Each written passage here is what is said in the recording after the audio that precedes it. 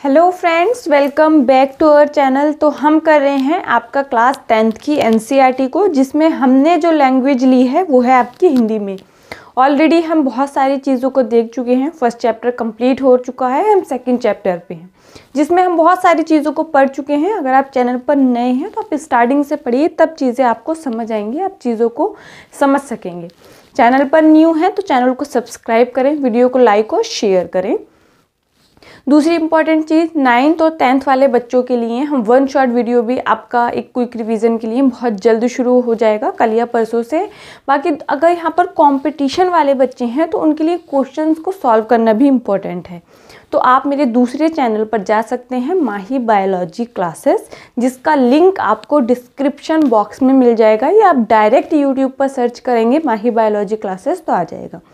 वहाँ पर हम आपकी क्वेश्चन सीरीज, आपका प्रीवियस ईयर क्वेश्चन शुरू करने जा रहे हैं, जो आपके सारे एग्ज़ाम के जो भी प्रीवियस ईयर क्वेश्चन आपको पूछे गए हैं, एसएससी, रेलवे, स्टेट एग्ज़ाम, जो भी साइंस आपको पूछी गई है, वो वहाँ पर हम आपको एक एक क्वेश्चन कराएंगे। ठीक है, तो इम्पॉर्टेंट हो जाती है वो सीरीज़, तो आप ज़्यादा से ज़्यादा शेयर करें। चैनल न्यू है तो आपके सपोर्ट की ज़रूरत है, चैनल को सब्सक्राइब करके चैनल को सपोर्ट कीजिए। देखिए, आज हम पढ़ने जा रहे हैं, कल हमने देखा था कि जो भी चीज़ें अम्ल या क्षार, उनको किस तरीके से हम देख सकते हैं। पीएच स्केल के बारे में हमने पढ़ा था, पीएच स्केल क्या होता है, उसका इस्तेमाल कैसे होता है। आज हम देखेंगे एक अभिक्रिया जो हमने पहले भी थोड़ा सा देख रखा है, उदासीनीकरण अभिक्रिया के बारे में। देखिए, हमने बहुत सारी चीज़ों को पढ़ा कि जो अम्ल हैं, अगर वो हाइड्रोजन गैस कब निकालते हैं, जब वो धातु के साथ अभिक्रिया करते हैं। कार्बोनेटों के साथ अभिक्रिया करते हैं धातु के, तब वो आपके कार्बन डाइऑक्साइड गैस निकालते हैं। लेकिन क्या होगा जब अम्ल और क्षार आपस में अभिक्रिया करते हैं, तब ये अभिक्रिया क्या कहलाएगी। तो इम्पॉर्टेंट चीज़ है, देखिए, अम्ल और क्षार जब आपस में अभिक्रिया करते हैं तो इस अभिक्रिया को आप उदासीनीकरण अभिक्रिया बोलते हैं। ऐसा क्यों बोलते हैं? ये न्यूट्रलाइजेशन, इंग्लिश में आप इसको रिएक्शन बोलते हैं। क्यों बोला जाता है? क्योंकि जब भी अम्ल और क्षार आपस में अभिक्रिया करते हैं तब वो एक दूसरे के प्रभाव को कम कर देते हैं या खत्म कर देते हैं। अम्लीय प्रकृति को क्षार खत्म कर देगा, या क्षारीय प्रकृति को अम्ल खत्म कर देगा। मतलब जो भी आपका उत्पाद बनेगा वो क्या होगा? उदासीन होगा, जिसका कोई पीएच नहीं होगा। ठीक है, लेकिन ये चीज़ आपको समझ आई, आप इस डेफिनेशन को लिख सकते हैं। देखिए, सामने स्क्रीन पर लिखा है उदासीनीकरण अभिक्रिया, या आप जिसको बोलते हैं न्यूट्रलाइजेशन रिएक्शन। अम्ल व क्षार की परस्पर अभिक्रिया को उदासीनी अभिकरण अभिक्रिया कहते हैं।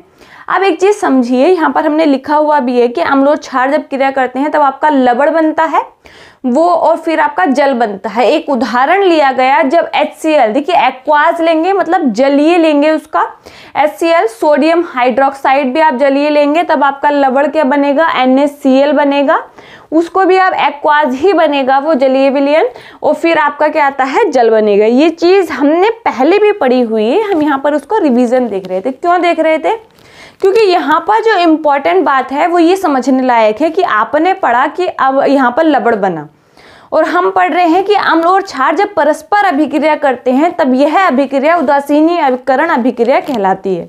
एक कॉन्सेप्ट माइंड में बैठ जाता है कि जो उदासीनीकरण अभिक्रिया है उसमें क्या होगा? जो लवण होगा वो उदासीन होगा।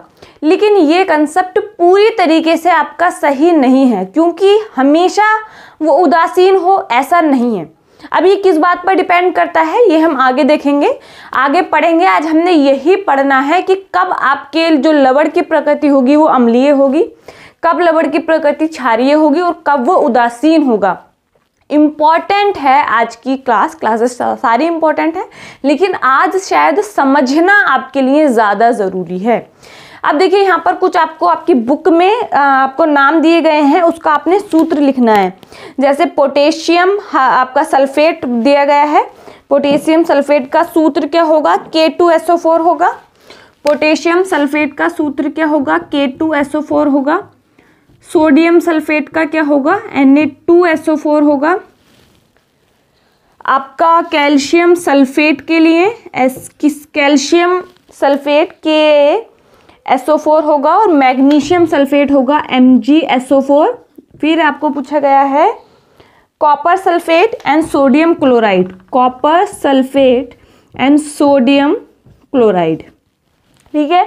फिर है आपका sodium nitrate, sodium nitrate, sodium carbonate, और फिर आता है आपका अमोनियम क्लोराइड। फिर क्या आता है? Ammonium chloride. अब देखिए आपके मन में बहुत सारे क्वेश्चन आ गए हैं, ये आपके सूत्र आपको बताने से आप लिख सकते हैं इसको। अब आपके मन में यहाँ पर अब जब आप चीज़ें देखेंगे तो आपके मन में बहुत सारे क्वेश्चन होंगे कि भाई कहीं हमने आपका K2SO4 क्यों लिखा है, यहाँ पर हम KSO4 भी लिख सकते थे, Na2SO4 क्यों लिखा है, यहाँ पर हम NaSO4 भी लिख सकते थे। तो ये होता है सूत्र बनाना। सूत्र कैसे बनाते हैं? जैसे जैसे आप आगे की क्लासेस में जाएंगे आपको ये चीज़ें समझ आने लगेंगी। बाकी एक अलग से सेपरेट वीडियो आपको मिल जाएगा कि आपने सूत्र कैसे बनाने हैं, ठीक है। इस चीज़ को आप नोट कर लीजिए, मैं साइड हो जाती हूँ, आप स्क्रीनशॉट ले सकते हैं। आज हम आगे बढ़ेंगे। देखिए आपके अम्ल और क्षार की जब प्रक्रिया जब लवण बनेंगे, आज हम उसके बारे में देखेंगे कि किस तरह से आपका जो अम्ल और क्षार अभिक्रिया करते हैं तब आपका जो लवण होगा उसकी प्रकृति क्या होगी। तो एक साइड हम लिख लेते हैं अम्ल, फिर लिख लेते हैं क्षार, प्रक्रिया करते हैं तब क्या बनता है? आपका जल बनता है और लवण बनता है, जल बनता है और लवण बनता है। हमने लास्ट वीडियो में भी पढ़ा था प्रबल अम्ल होता है, प्रबल क्षार होता है, दुर्बल अम्ल होता है, दुर्बल क्षार होता है, ये चीज़ हम जानते हैं।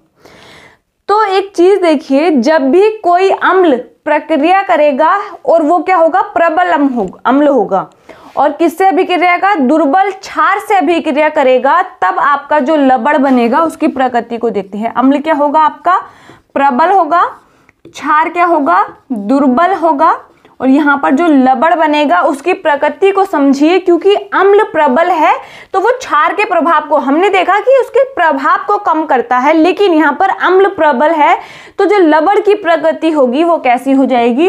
अम्लीय हो जाएगी। लवण की प्रकृति कैसी हो जाएगी? अम्लीय हो जाएगी।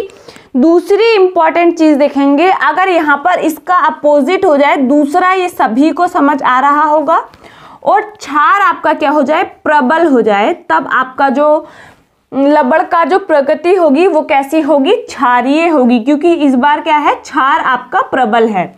तीसरी कंडीशन जो है आपकी आएगी, प्रबल ही आपका अम्ल है, स्ट्रॉन्ग एसिड है, प्रबल ही आपका क्षार है, आपका स्ट्रॉन्ग बेस है, तब जो लवण की प्रकृति होगी उस कंडीशन में आपकी लवण की प्रकृति कैसी होगी? उदासीन होगी। तो ये चीज समझ आई, इस चीज को आप सब लिख सकते हैं। क्षारीय प्रकृति, अम्लीय प्रकृति क्या होती है, ये चीज हम जानते हैं।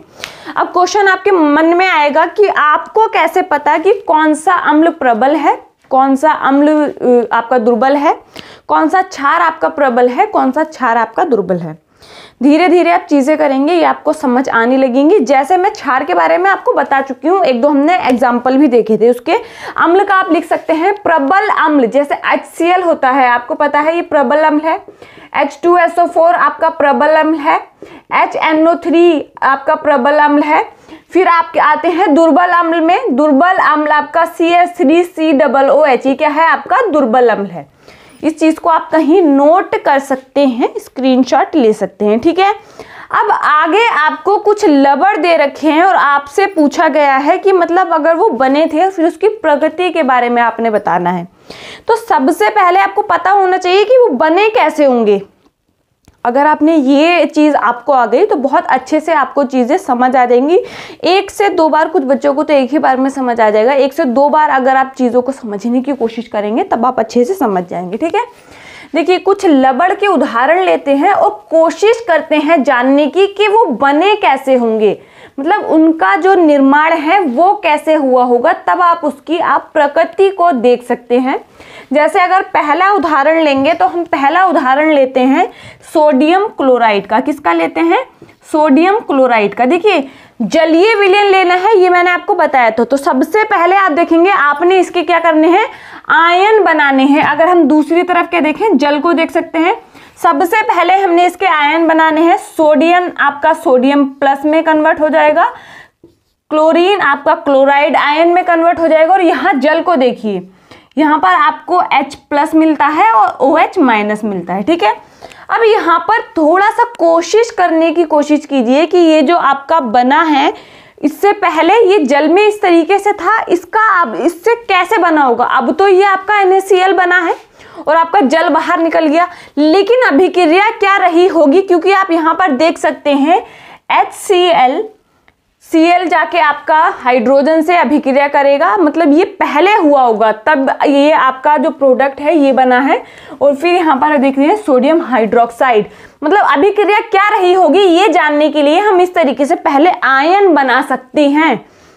अभिक्रिया रही होगी सोडियम हाइड्रोक्साइड प्लस आपका क्या है HCl, एक्वास लेना है इसलिए हम जलीय विलयन की बात कर रहे हैं। फिर आप देखिए चेंज में क्या बना है, आपका NaCl बना है, NaCl बना है और आपका क्या बना है, वाटर बना है जो कि लिक्विड है। यहाँ पर समझिए जो आपका NaCl है वो किस तरीके से बना है ये हमने जानने की कोशिश की, इसकी प्रकृति को पता करने के लिए कि इसकी प्रकृति कैसी होगी, ये अम्लीय प्रकृति का होगा, ये क्षारीय प्रकृति का होगा। तो हमने ये जाना कि सबसे पहले तो हम इसके आयन बना लेते हैं, उस कंडीशन में जाने की कोशिश करते हैं जैसे ये बना है, इसका निर्माण हुआ है, उस अभिक्रिया में जाने की कोशिश करते हैं कैसे हम आयन बना सकते हैं। देखिए जल आपको नहीं भी दिया गया हो तो ये आपने ध्यान रखना है कि जल तो वहां पर होना ही है। तो NaCl के हमने आयन बनाए, जल के तो आपको आयन पता है कि क्या बनेगा। तो देखिए क्या पता चला, हमने सोडियम हाइड्रोक्साइड की अभिक्रिया जब HCl के साथ हुई है तब आपका NaCl बना है। तो यहाँ पर जो इम्पॉर्टेंट चीज है, अभी हमने आप यहाँ पर देखा जो HCl है वो आपका प्रबल अम्ल है। पुरानी वीडियोस देखेंगे तो उसमें पता चलेगा जो सोडियम हाइड्रोक्साइड है वो क्या है, आपका प्रबल क्षार है। और अभी हमने देखा था प्रबल अम्ल और प्रबल क्षार जब अभिक्रिया करते हैं तब लवण कैसा बनता है, उदासीन बनता है। तब लवण कैसा बनता है, उदासीन बनता है। मतलब NaCl की जो प्रकृति है वो कैसी है, उदासीन है। ये चीज समझ आई, ये चीज समझ आई सभी को? आगे बढ़े। अब नेक्स्ट अगर हम उदाहरण देखते हैं तो नेक्स्ट उदाहरण लेते हैं आपका CH3COONA। आपको सीधे ये पूछा गया है कि इसकी प्रकृति कैसी है, तो फिर से वही कोशिश करते हैं। आप हर बार देखिए आपका वाटर को देखें, ये जरूरी नहीं है लेकिन आपको अभी आप स्टार्टिंग में है तो आपने प्रैक्टिस करनी है। COONA, ठीक है। और यहाँ पर क्या होगा, आपके वाटर के अणु आयन बनाने हैं। आयन बनाएंगे सबसे पहले ये आपका CH3COO निगेटिव बनेगा, सोडियम प्लस बन जाएगा यहाँ पर।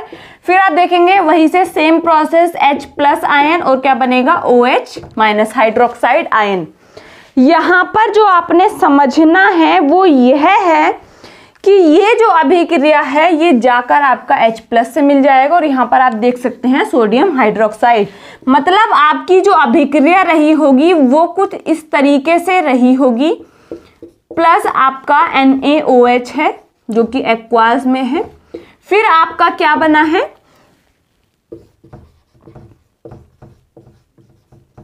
प्लस आपका वाटर बना है, ठीक है।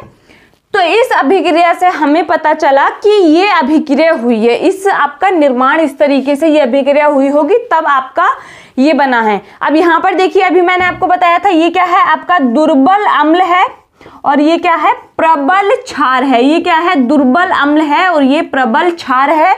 तो मतलब जो प्रकृति होगी लवण की वो कैसी होगी, आपकी क्षारीय होगी। अभी हमने एक 3 रूल देखे थे, उन रूल को आपने ध्यान रखना है, ठीक है। नेक्स्ट की तरफ बढ़ते हैं, अमोनियम क्लोराइड को देखते हैं। किसको देखते हैं, अब अमोनियम क्लोराइड को देखते हैं। अमोनियम क्लोराइड का देखते हैं किस तरीके से वो बना होगा।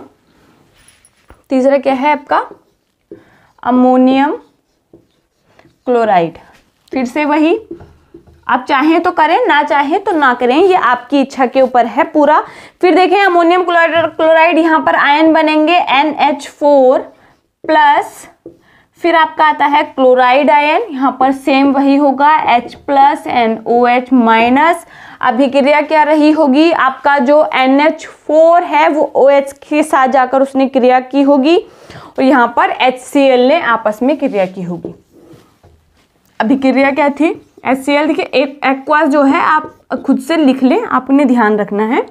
और अमोनियम हाइड्रोक्साइड, तब आपका क्या बना था, अमोनियम क्लोराइड बना और प्लस क्या बना है आपका जल बना है। ठीक है, तो सभी एक्वास हैं, वाटर लिक्विड होगा ये तो आपको पता है। तो यहाँ पर जो प्रकृति होगी वो कैसी होगी आपकी अम्लीय होगी, क्योंकि प्रबल अम्ल है और दुर्बल क्षार है, तो यहाँ पर जो प्रकृति होगी वो अम्लीय होगी। बाकी आपने खुद से अब करके देखना है, जैसे आपने नेक्स्ट करना है K2SO4 आपका पोटेशियम सल्फेट, या अभी जितने सूत्र लिखवाए थे आप सारे भी करके खुद से देख सकते हैं, आपको पता चल जाएगा कि वो किस तरीके से बना है। तो क्या था लास्ट आपका जो हम देखेंगे, अब लास्ट वीडियो में 1 या 2 वीडियो में हम इस चैप्टर को भी खत्म कर देंगे। आपने आज क्या देखा कि किस तरीके से जो उदासीनीकरण अभिक्रिया है जिससे लवण और जल बनते हैं, हमें कैसे पता चलेगा कि लवण की प्रकृति आपकी अम्लीय है, क्षारीय है या फिर उदासीन है। हमने कुछ लवणों के आपके सूत्र देखे। देखिए कुछ लवण बहुत ज़्यादा इंपॉर्टेंट होते हैं जिनका आपकी डेली लाइफ में भी बहुत यूज़ है और आपको एग्जाम में बहुत सारे उससे क्वेश्चन आते हैं, वो हम आगे की वीडियोस में देखेंगे। फिर हमने उन सूत्र को देखते हुए कुछ उदाहरण ये लिए कि आपको कैसे पता चलेगा कि उस लवण की जो प्रकृति है वो क्या है। उसके लिए हमने कोशिश की हम पहले उस अभिक्रिया तक पहुंचे जिससे वो बने होंगे, वो अभिक्रिया क्या रही होगी। उसके लिए हमने सबसे पहले उस लवण के आयन बनाए, जल के आयन बनाए, फिर अभिक्रिया की पॉसिबिलिटी को देखा कि वो किस तरीके से अभिक्रिया कर सकता है, और हमें पता चला कि जब प्रबल अम्ल और प्रबल क्षार मिलते हैं तब लवण उदासीन होता है, प्रबल अम्ल और दुर्बल क्षार मिलते हैं तब लवण आपका अम्लीय होता है, प्रबल क्षार और दुर्बल अम्ल मिलते हैं तब आपका जो लवण होता है वो क्षारीय होता है। ये प्रकृति हमें पता चली। नेक्स्ट जो आपको होमवर्क दिया गया है वो आप K2SO4 का खुद से निकालेंगे अभिक्रिया, और उसका आपने मुझे कमेंट में सभी बच्चों ने उसकी प्रकृति बतानी है। फिर नेक्स्ट वीडियो में जिसका भी क्वेश्चन आंसर करेक्ट होगा उसका हम नेम बताएंगे आपको। ठीक है, तो मिलते हैं हमारे नेक्स्ट वीडियो में। हर सुबह 10 बजे हमारी ये साइंस की क्लास आती है, तो ज़्यादा से ज़्यादा जुड़ें, चैनल को सब्सक्राइब करें, दूसरों के साथ शेयर करना ना भूलें। डिस्क्रिप्शन में लिंक है, टेलीग्राम चैनल से जुड़कर कोई भी क्वेश्चन आप पूछ सकते हैं। मिलते हैं हमारे नेक्स्ट वीडियो में, तब तक के लिए हम पढ़ते रहिए। Thank you.